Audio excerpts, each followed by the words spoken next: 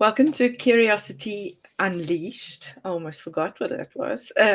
Stephanie Kunkel, thank you so much for joining me.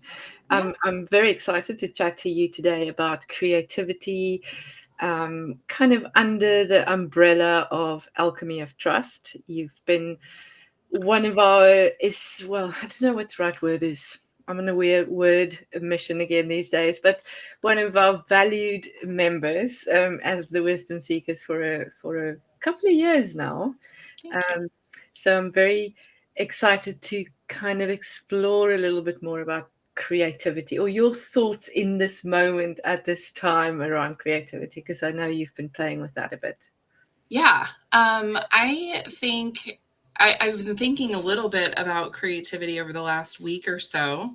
Mm. Um, Primarily because my little one has actually brought up to me that I do a really bad job of just being creative just to be creative. Um, Yeah. so I had to do some reflecting on that. I love kids and how they just are just an apparent mirror to hold up exactly who we think we are and who we are not.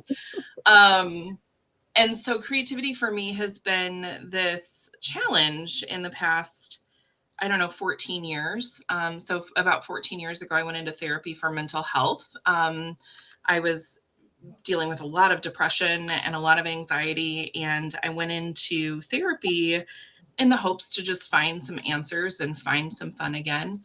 And one of the first assignments that my therapist had me do was make a list of things that brought me joy.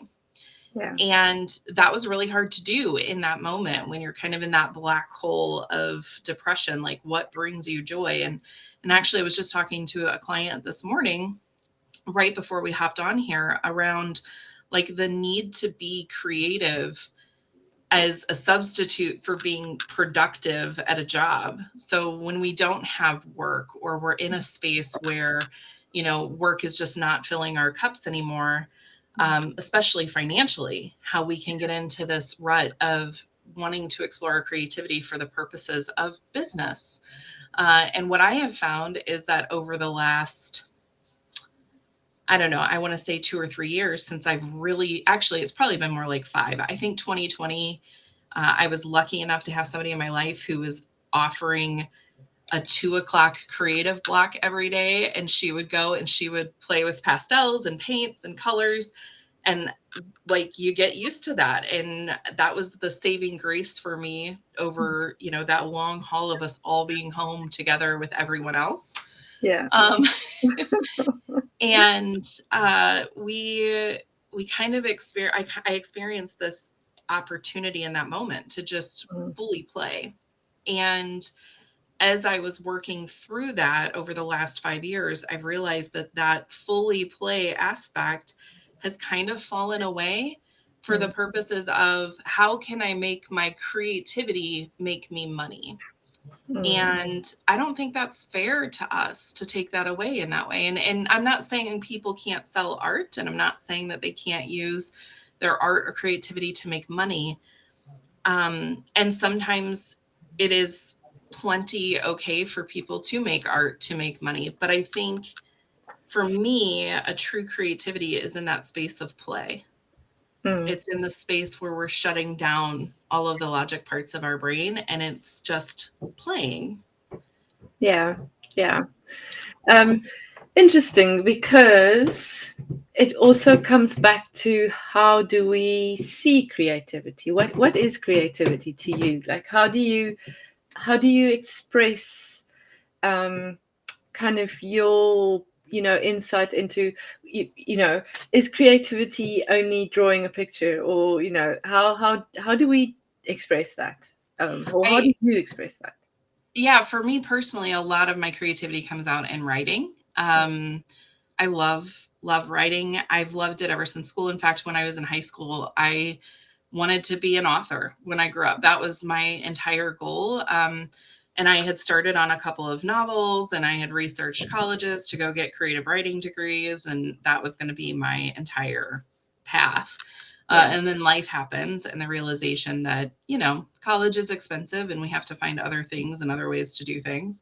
Yeah. Um, but so writing has been a big facet of mine, but when my kids were little, 2, 3 years old, I recognized, again, going through therapy at that same time, that I recognized that I really just enjoyed coloring. Like, I enjoyed coloring and finger painting and sometimes just drawing just for the sake of putting lines on a paper or seeing what comes up. I mean, I think at its core, creativity is the exploration of ideas that don't keep us here in the Yeah. present, Yeah. right? And yet at the same time ground us to the present, if that Mm. makes sense at all. Mm. Um, I think about the fact that, I could look at the plaster on the wall growing up and find faces or images in the Yeah. um, space. In Shadow. fact, my daughter is still upset with me because I drew with chalk on her bedroom door this picture of this bunny that I saw in the grain of her wooden door, Yeah. and the chalk did not come off that well. So there's still this picture of this bunny in bright pink on her door, and she's like, "Really, mom?" So, yeah, I really think it's just in letting the imagination run wild, and for me, a lot of that is writing, because it just allows me a flow of consciousness that I don't have to think about. Whereas with art, I find myself getting a little bit more into the logic and the thought processes of it because um, I don't consider myself an artist, Yeah. which is kind of Another funny to think conversation about. we can kind of go into very deeply. Yeah. Yeah. So, Um, yeah. How about you? so, What do you think about creativity? well, I think creativity for me is a lot around expressing, more than thinking. So kind of overriding, like you said, that logical part of the brain, and really channeling sometimes, which sounds weird. I don't. I've had to change this word earlier today, and it's, you know what I mean. It's kind of, Hmm. it comes from or through you instead of from you. Right. Yep. Um, and yeah, I can hear in a lot of what you're saying though, and I agree with that. Is there is healing. There's aspects of healing within that creative process, Yeah. which is coming back to expression for me. In the Wisdom Seekers, we doing this alchemy of trust as our season, and we have creativity here in the middle in May. So we've kind of gone from trust is magic to creativity to value, which will be next month. But in the same sense, we've also connected the chakras. So, in trust is magic has been all around the solar plexus, and creativity is in this concept, in what how we kind Yeah. of looking at it is connected to the heart. And I feel that there is a lot of connection um, from the heart in that expressive act that I think we call creativity, which is such a, I don't know if we can define creativity, we're trying to put the box into something, but it is, yeah, it's a Yeah. heartfelt expression, maybe. And I love that so much. Actually, in human design, we call the heart center the ID center or the Yeah. identity center, Yeah. right? And so it is a very much a creative expression of ourselves. Mm. And when we tie in perspective to this, I think it's so interesting because we can look at the same thing, right, Michelle? I mean, we've all kind of seen the sip and paint things that people go to, right? And then they have this one image that they're recreating, and every single picture is different. Yeah. And I think that's the piece that, we get lost in sometimes as humanity, is this idea that every single thing that we look at is viewed the same way as other people, despite the Mm. fact that we know that some people are colorblind, some people are blind, Yeah. right? Some people see things through different lenses from the concept of what color should or shouldn't look like. When we talk about how I view myself as an artist, right? That some people would tell me, like, if you can just think outside the box, like, just be a little creative, you're an artist. And I Yeah. would agree with that. I think all of us internally are artists because that's, for lack of a better statement, that's the way we were designed, right? Like, we were designed to see the world and interpret it and express it Mm. in we have a unique language. Our language, I know we're talk about words all the time, right? Yeah. But our language as a whole is expressive, Yeah. and it has different meanings and different perspectives to each word. Mm. And so I find myself in this space where the interesting thing about creativity is that it's not limited. It is a limitless expression. Yeah. Yeah. And I hear semblances or directions towards curiosity. Mhm. For me, this is where it all starts. To be Yes. curious is kind of fueling that and leading to that creative act, which whatever it is, whether it's Mhm. drawing or coloring or writing or actually just being, and Yes. looking at the shadows on the wall or the grains Mhm. in the door. Or the Um, clouds in the sky. I mean, yeah, we yeah, for as long as humans have existed, we've looked at the stars and made shape from the stars, and I don't know about you, but I can't see the same shapes that they say that they're out there, right? Like, yeah, I don't I can see Orion's belt, but I don't see Orion necessarily, right? So, yeah, but I think, yeah, that's it's so powerful to be curious, and I really think that that's part of what art is. When we look at the scientific method is, I have a hypothesis and I think that if this happens, then this will happen. That's all yeah, art is. I think if I mix this color and this color, this will happen. yeah, Yes, it happened, or no, it didn't. Right. And I think, and the same thing with words. I think that if I mix this word with this, the sentence will make sense. Well, maybe it doesn't, maybe it does. yeah, Um, yeah, but it's such a powerful outlet to release ourselves in a society that I feel like keeps us in boxes and keeps us kind of chained, yeah, right? Like to our desks, to our responsibilities.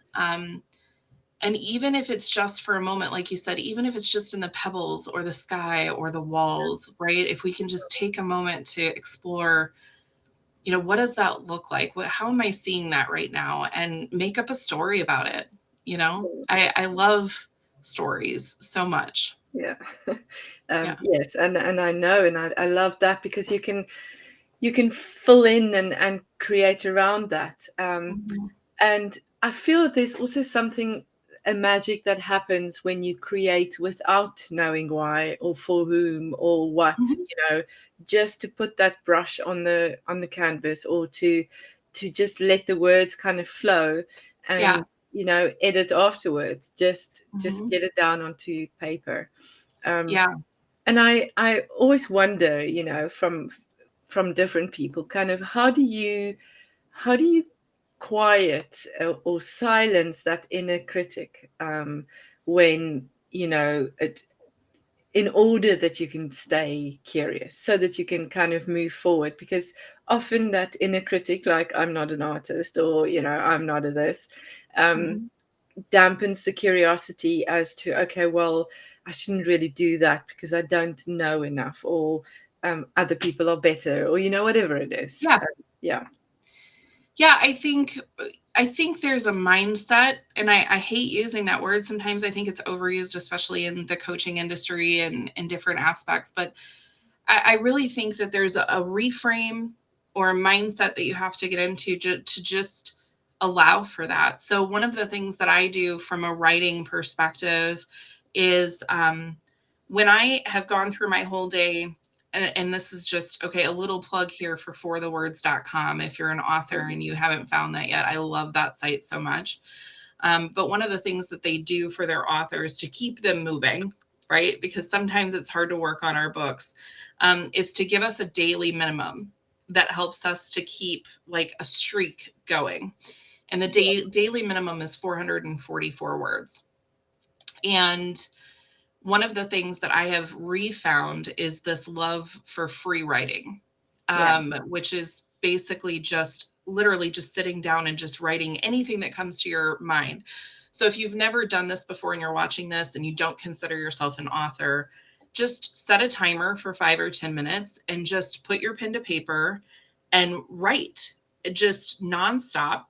And even if it is, I watched this podcast today, or this video today, and the lady told me to write and I don't know what to write about. Like, just put your pen to paper, right? Yeah.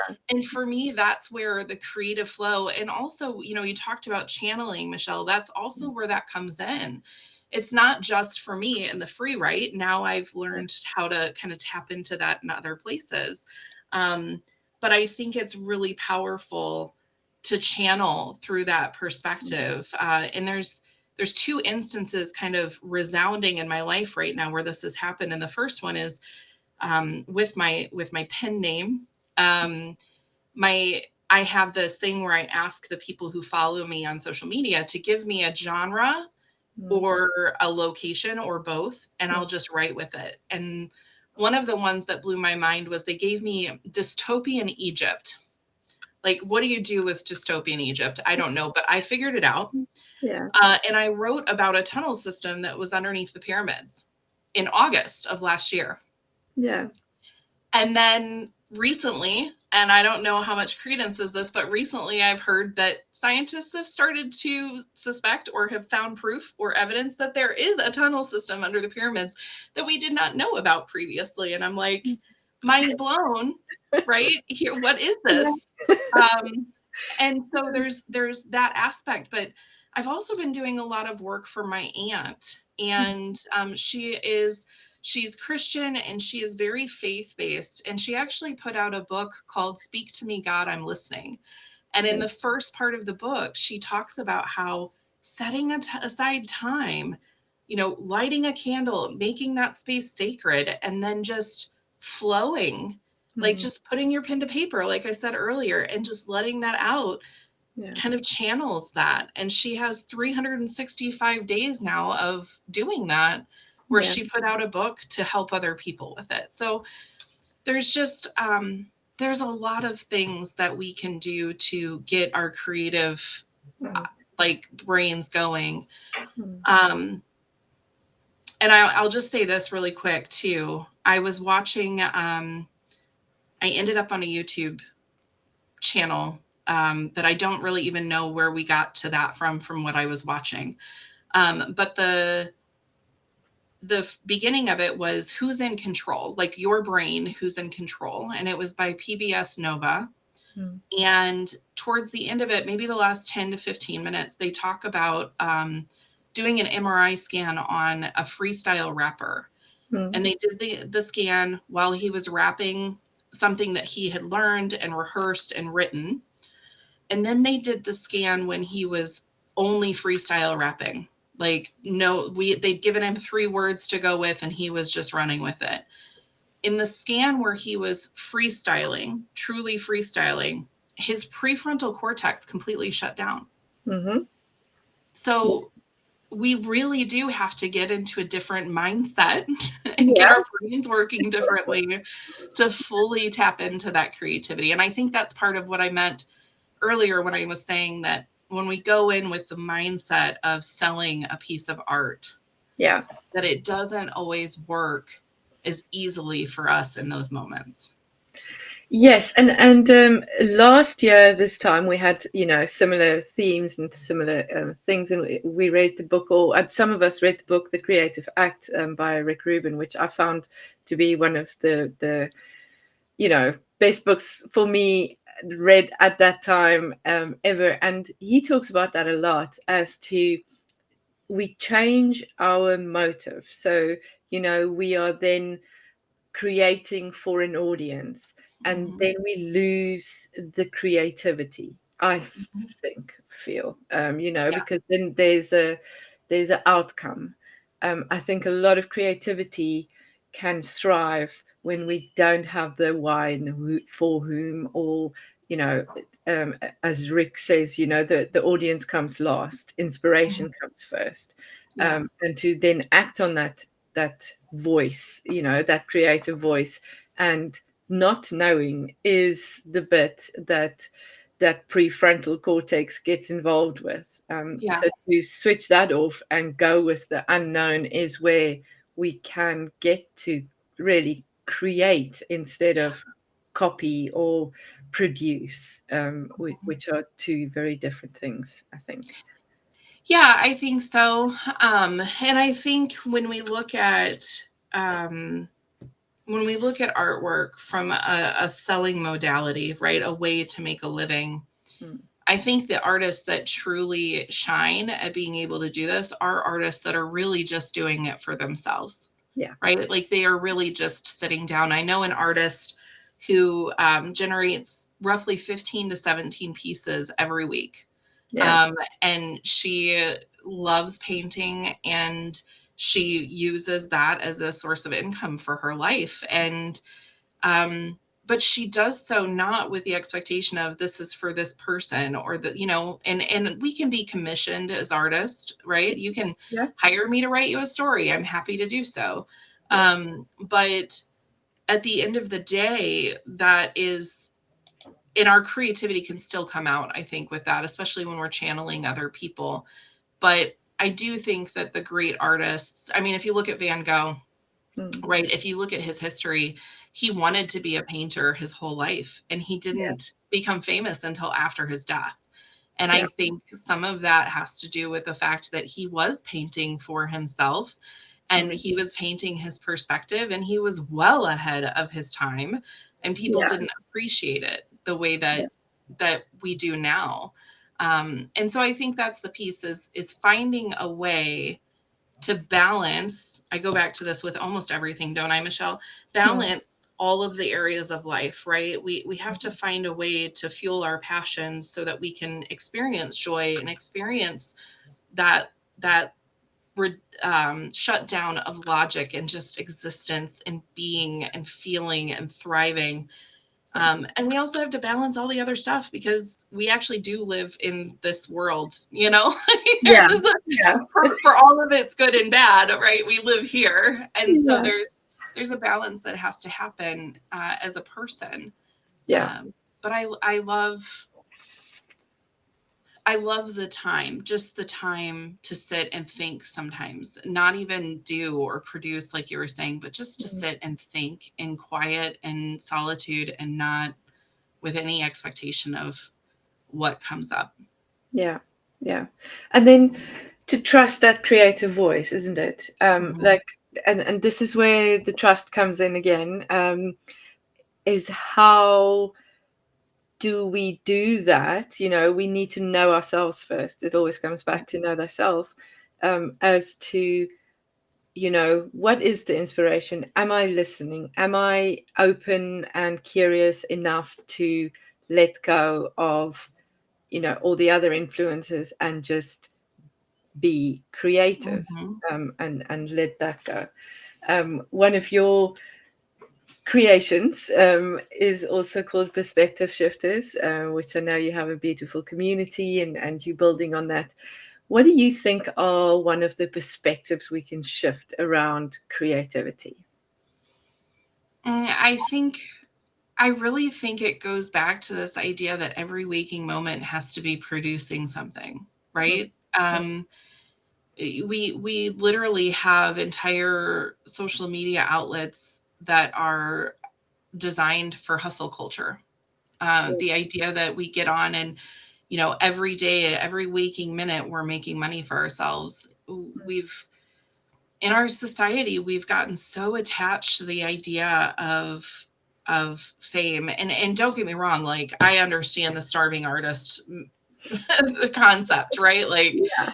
I'm not asking you to sacrifice and quit your day job and go out and just do art for the fun of it, right? Like, that's not Yeah. what I'm saying. But I think that we have to carve out time. If we have a schedule that keeps us busy from 8 o'clock in the morning to 8 o'clock at night, and then we ramp down and we go to bed, Mm. what are we doing it all for?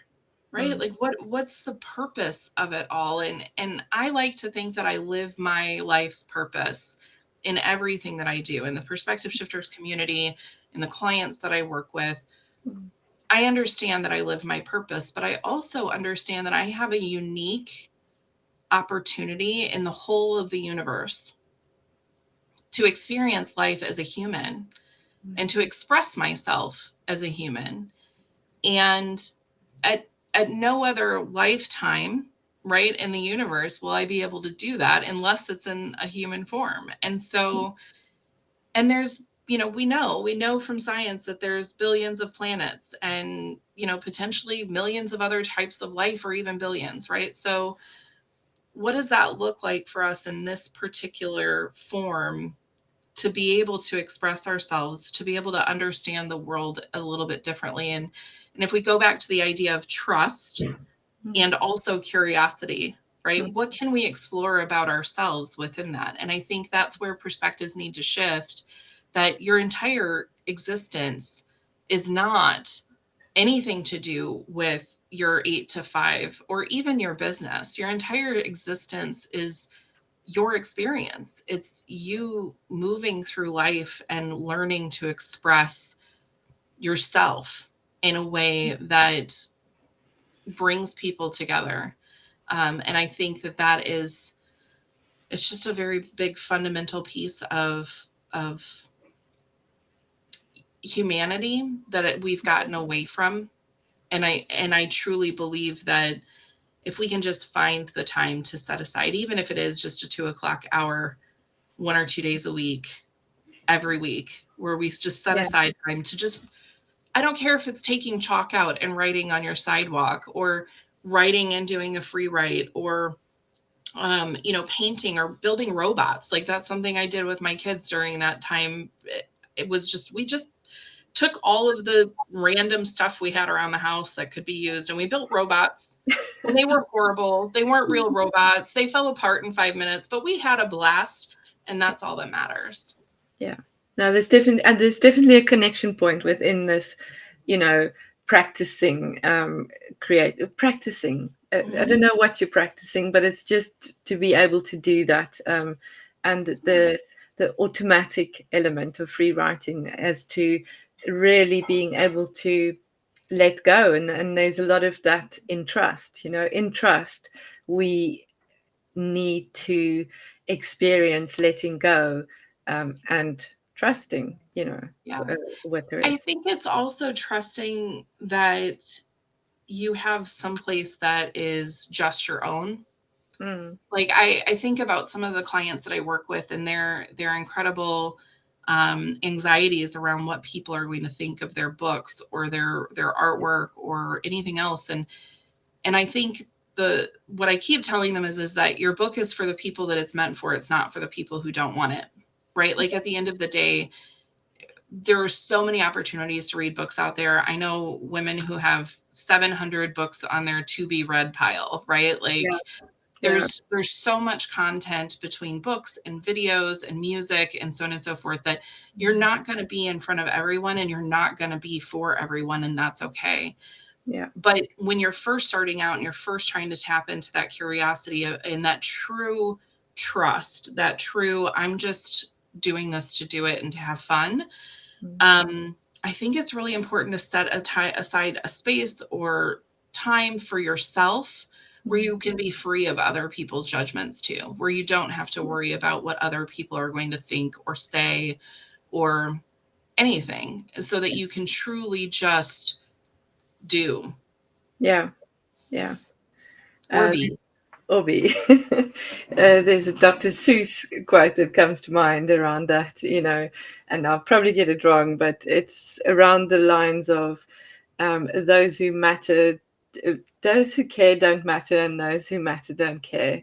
Yes. And I really like that, because, Mhm. um, at the end of the day, creativity is kind of a personal job, but yeah, private, not private, it's a personal journey, Mhm. and there is no judgment, there's no bad art, there really Right. is, and yeah, it's not for anyone else either, so Mhm. it's a experiencing the expression, of life. Life is a creative act, I hope to believe. I I agree completely. And I also love that quote. It is a space where I've had to almost sit with. I heard that quote when I was, again, deep in that depression, Yeah. and recognizing that we were also very much conditioned, especially here in the States, your feelings are yours and nobody else cares. Like, keep them to yourself. We don't want to hear about them. And I started very quickly realizing when I started to share that I was impacting people and helping them through what I was doing. And then I heard that quote and I was like, I don't want people in my life who don't care. I want people who care but don't care. Like, Exactly. I want people who care about me and who don't care Yeah. how I come to meetings. If I come to meetings with my hair a mess and my makeup not on and in my sweats, like, I want people to love me for who I am. And I don't need to be in a networking space. I don't need to be in a friend group. I don't need to be in a work area where that's not the core. So Yeah. No, exactly. To be seen, I think, is important, and within that being seen, not caring is not judging, not not yes, feeling. exactly. It's not caring is the most compassionate thing. Right? Exactly. And I think that sounds so odd to people, but Yeah. truly, when you can look past all of the judgments that society puts on us and just see somebody for the gem of people that they are, that is true compassion and that is true caring. Yeah. And that creates a space for true creativity, because Exactly. whatever happens there doesn't really matter. It is just the Mhm. experience, or not just, it is the experience. There's no just in it. Yeah. Yep. Stephanie, thank you so much. Yeah. You can Thank you. find more of Stephanie's creations on stephaniekunkel.com or Yeah. perspectiveshifters.com. A beautiful community. And I know you do some sprints and book writing kind of Yeah. workshops and all kinds of things within that space as well. Yeah. Yeah. We're running an April WHAM camp, or Writing Hard All Month camp. It's similar, if there are authors listening, to NaNoWriMo, but it's in April, and just a group of us who are getting together to, for some accountability and some just check-ins. So, yeah. And I know that these will carry on, because I know, they'll come up again. So Yeah, I'm actually, Michelle, I'm thinking about in the future potentially doing a therapeutic workshop where we explore writing as a therapy. So, yeah, more to yeah, come on that, though. definitely. I look forward to it. There is a lot of um, healing practice. We've also had the sovereign dialogue, where, a couple of months ago, where we did that automatic writing, and speaking or having a dialogue with your own sovereign through writing can be very therapeutic. Oh, yes. Therapeutic. Journaling, all of that stuff, and then within kind of a, not a structure, but a container, Mhm. is a wonderful experience. So Definitely. do go and check out stephaniekunkel.com, and Perspective Shifters. It's really worth it. Thank you so much, Stephanie. Thank you, Michelle.